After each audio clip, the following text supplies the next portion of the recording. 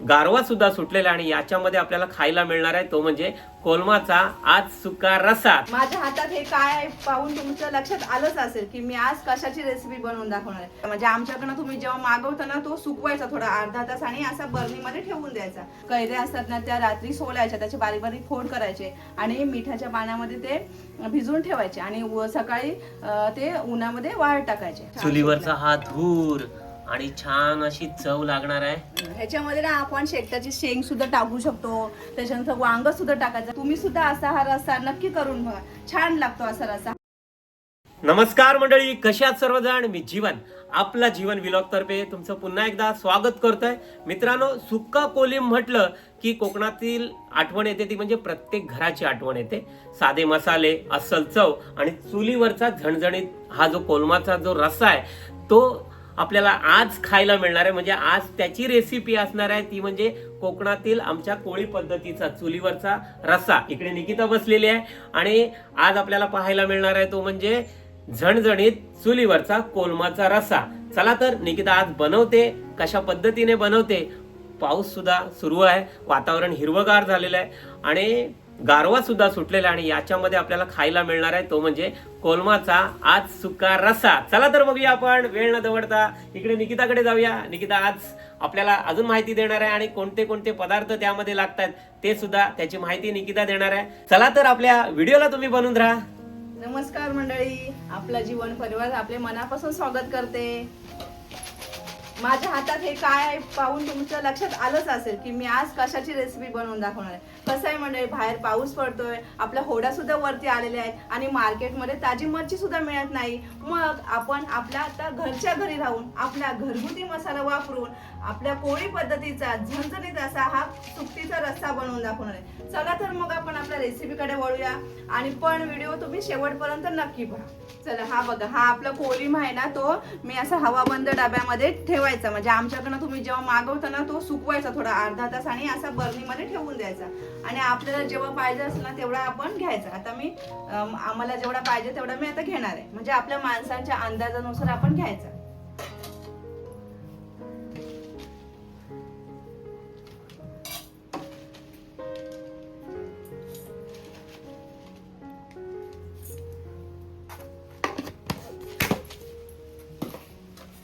आम्ही आता हा एवढा असा कोलिम बारीक सुकट अशी घेतली आणि आता ती त्या कोमट पाणी टाकून मी भिजत ठेवणार आहे। आम्ही कोमट पाणी घेतलंय आणि आता मी कोमट पाणी टाकून मी भिजत ठेवणार।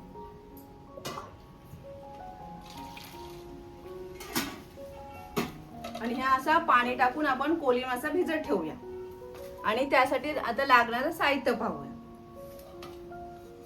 तर हा मी आता त्यासाठी लागणारा कांदा घेतलाय, त्याच्यानंतर एक बटाटा घेतलाय, टोमॅटो घेतलाय, लसूण घेतलाय, कढीपत्ता आणि हे आपले मसाले। हा आपला घरगुती मसाला, हळद, गरम मसाला, हिंग, मीठ, कोकम आणि मी आज आपल्या कोलमाच्या रश्श्यामध्ये मी आज आंबोशी टाकणार। ही बघा, ही आंब्यापासून म्हणजे कैरीपासून बनवतात ही अशी आंबोशी, ही मी आज टाकणार आहे। कारण का कसं आपण जेव्हा मे महिन्याचा वगैरे सीझन असतो ना तेव्हा आपल्याकडे कैऱ्या असतात, मग आपण त्याच्यामध्ये कैरी सुद्धा टाकू शकतो। चला मग आता आपण आपल्या रेसिपीकडे वळू। पहिल्यांदा मी आता चूल पेटवते।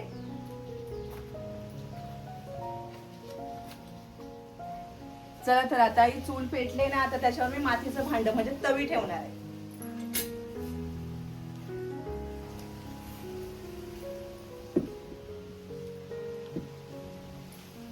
आता ही जरा तापू दे, म्हणजे नंतर मी तेल ओतणार त्याच्यामध्ये।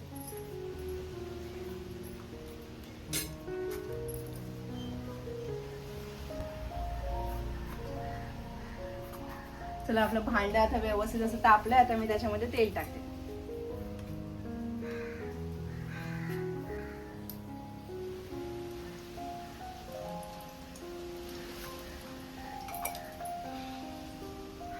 तेल गरम झालंय, आता हे लसूण टाकते। बघा, लसूण टाकते, लसूण छान शिजवून घेऊया। लसूण चांगला मी ठेचून घेतला होता, आता मी लाल झालेला आहे। बघा, लाल झाला। आता त्याच्यामध्ये आपण आता कांदा टाकूया, त्यानंतर कांदा टाकायचा, असा कांदा। जरा सुकटीला कांदा थोडासा जास्त टाकायचा, म्हणजे कसं ग्रेव्ही जरा जास्त होते. कांदा आता आपण लाल असा पोळून घेणार, शिजवून घेणार.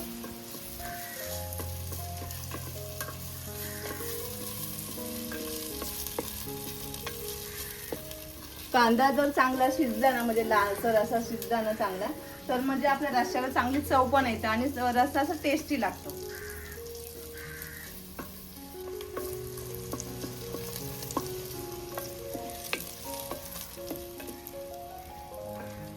कांदा शिजतोय तर कांद्यावर कढीपत्ता टाक. कढीपत्ता टाकला त्याच्यानंतर हा टोमॅटो टाकते बघा, टोमॅटो.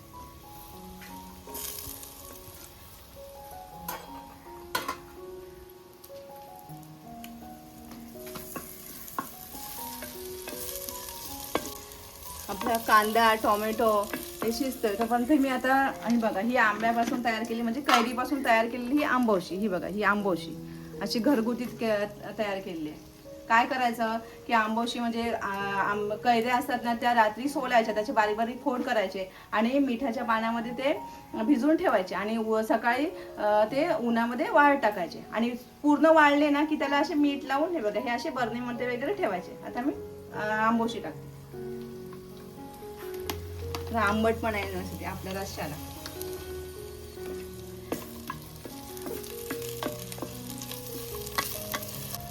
आपला कांदा टोमॅटो आंबोशी वगैरे हे शिजते ना, तोपर्यंत मी जी भिजत ठेवली होती मगाशी सुकट, ती आता मी 2-3 वेळेस धुवून घेणार आहे.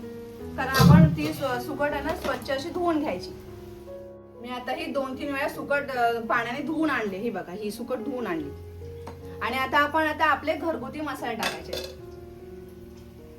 हा आता आपला घरगुती मसाला, हा 2 चमचे टाकते मी. हा 2 चमचे घरगुती मसाला, त्याच्यानंतर पाव चमचा हळद आणि पाव चमचा हा गरम मसाला. आणि सुकट म्हटले की थोडंसं आपण त्याच्यामध्ये हिंग टाकायचं, कारण का कसं पोटाला बाधू नये म्हणून हिंग टाक. आणि हे मसाले आता मी असे परतून घेणार आहे, शिजवून घेते, तेलावर असे परतून घ्यायचे.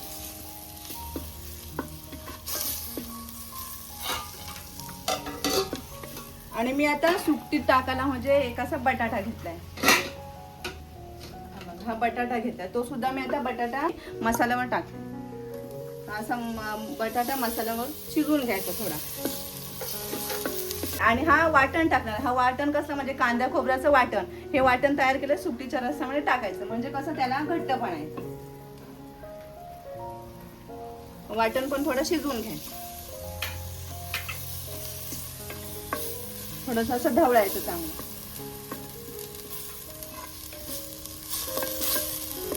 आणि मग आता ही आपली जाणार आहे, ही म्हणजे ही आपली सुकट. ही सुकट टाकायची. सुकट कशी अशी स्वच्छ 2-3 पाण्याने धुवून घ्यायची, म्हणजे त्याच्याकडची रेती वगैरे असेल ना ती सर्व निघून जाते.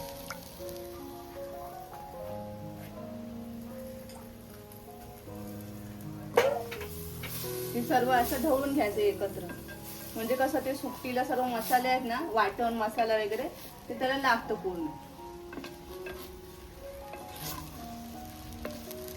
आणि आता आपण आपल्या घरात किती माणसं आहेत तशी अंदाजानुसार आपण अशी आता पाणी टाकणार.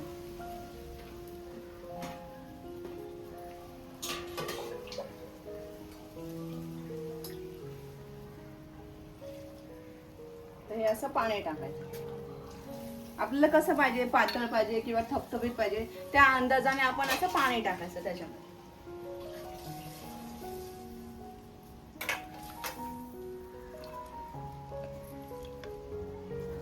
कसं आहे मंडळी, आपल्या जर घरात काहीच नसेल तर आपण हा सुकटीचा रस्सा आहे ना, तो भातासोबत चपातीसोबत किंवा तांदळाच्या भाकरीसोबत आपण तो छानपैकी खाऊ शकतो गरमागरम.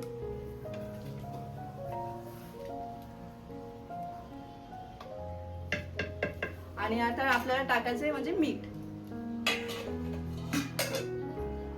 मीठ टाकते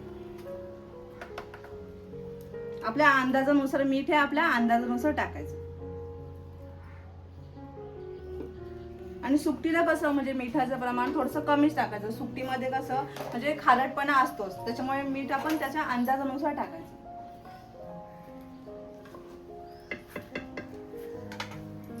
आणि आता झाकण ठेवून ते शिजवून ठेवा, कारण का बटाटा आहे ना सुकटीमध्ये, तो बटाटा शिजला पाहिजे.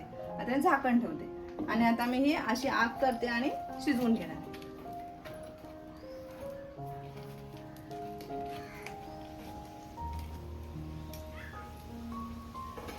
मंडळी एक 4-5 मिनिटं झाली असतील. मी आता झाकण काढून बघते की आपल्या रस्याला उकळी आली काय. हा हे बघा छान अशी उकळी आली आहे मस्तपैकी आणि वास सुद्धा छान खरंच पसरला. छान अशी उकळी आलेली आहे बघा आणि छान असा हा वास सुटलाय बघा. हा वास सुद्धा छान चुलीवरचा सुटला. हा धूर आणि छान अशी चव लागणार आहे.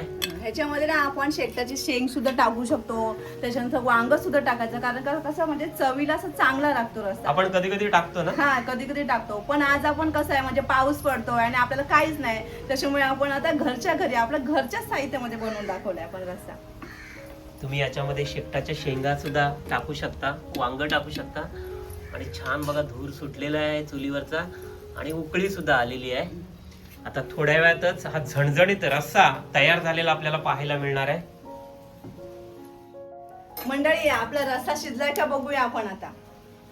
आणि हा आता आहे बघा मस्तपैकी त्याला बुडबुडे येत आहेत. आपला रस्सा तयार आहे.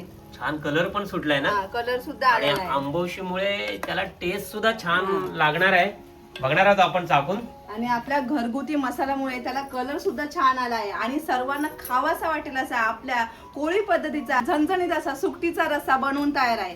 आणि तुम्हाला हा रस्सा कसा वाटला तो कमेंट्स करून नक्की कळवा. आणि मी आता हा सुकटीचा रस्सा आहे तो खाली उतरवून घेते. आणि मंडळी तुम्ही सुद्धा असा हा रस्सा नक्की करून बघा. छान लागतो असा रस्सा. हा बघा हा आपला सुकटीचा रस्सा बनवून तयार झाला आहे.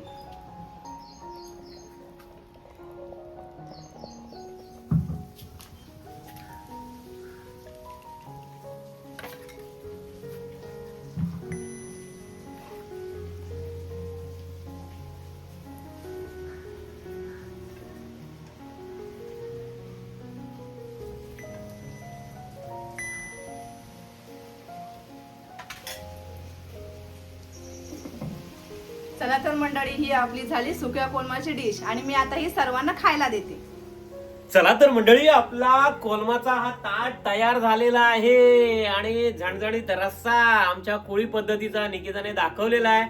छानपैकी वास सुद्धा सुटलेला आहे आणि त्याच्यामध्ये टाकलेली आंबोशी सुक्या मच्छीमध्ये टाकून बघा छान हा रस्सा होतो. पावसाळ्याचे दिवस आहेत आणि त्याच्यामुळे गृहिणी या आंबोशी वगैरे बनवत असतात.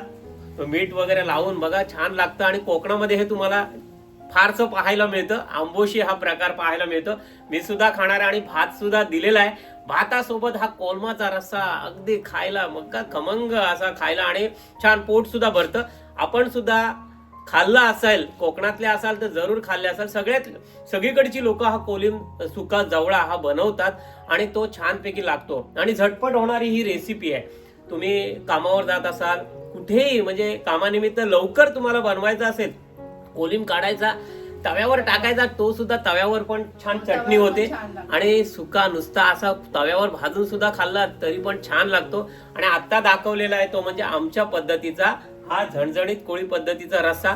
मसाले सुद्धा छान आहेत, आंबोशी टाकलेली आहेत आणि सांगायचं म्हटल्यानंतर चुलीवरची जी चव लागते ती एक वेगळी निराळीच असते. म्हणजे चला तर पाऊस सुद्धा सुरू झालेला आहे आणि वातावरण म्हणजे गारवा सुटलेला आहे वातावरणात आणि आता आम्ही जेवून घेणार आहोत. तुम्हाला सुद्धा हा व्हिडिओ आवडला असेल, घरी ही रेसिपी जरूर आवर्जून तुम्ही करून पहा आणि व्हिडिओ आवडला असेल तर आपल्याला लाईक, शेअर आणि सबस्क्राईब करायला विसरू नका. पुन्हा एकदा भेटूया आपण एका नवीन व्हिडिओ सोबत. तोपर्यंत धन्यवाद.